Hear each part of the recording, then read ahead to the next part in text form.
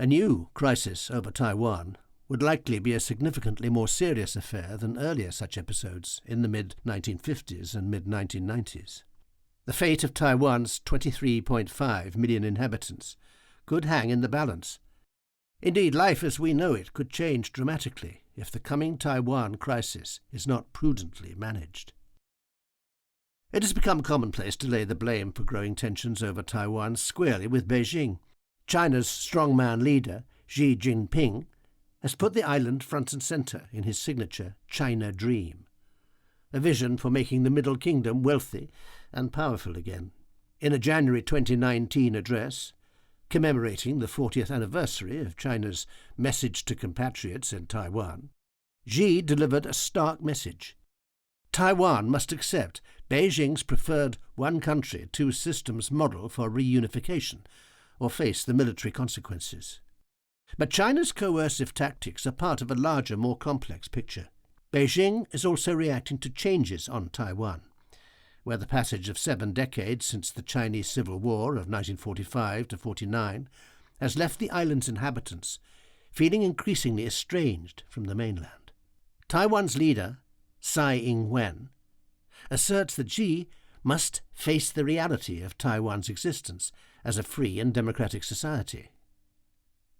Meanwhile, the Trump administration's erratic policies towards both China and Taiwan contribute an additional layer of unpredictability.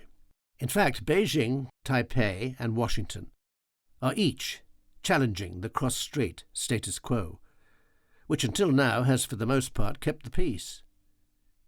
That this status quo is unravelling is due to shifts in the underlying balance of military power among them. As the strongest side of this triangle, Washington has traditionally been able to deter Beijing from using force against the island while simultaneously dissuading Taiwan from issuing a formal declaration of independence.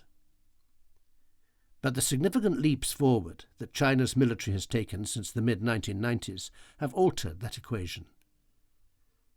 Taiwan could once arguably have held its own in a fight with its much larger neighbour, but the cross-strait military balance is now decisively in China's favour. Meanwhile, although the US would still almost certainly prevail in a conflict with China over Taiwan today, albeit with significantly greater cost and risk than was previously the case, this book argues that its ability to do so is rapidly eroding and will probably be gone within a decade. As the window on Washington's ability to come to Taiwan's defence closes, the chances of major crisis will intensify. This book identifies several scenarios where Beijing, Taipei, and Washington could find themselves climbing the ladder of military escalation. As pragmatic as the Taiwanese have traditionally been, Taipei could inadvertently cross Beijing's often ambiguous red lines and provoke a military response. Military ships and aircraft operating in the increasingly crowded skies and waters around the island could collide or engage in combat. The island could gain renewed strategic significance against the backdrop of deepening Sino-American rivalry, placing Taiwan at the centre of a superpower crisis, just as it was during the 1950s.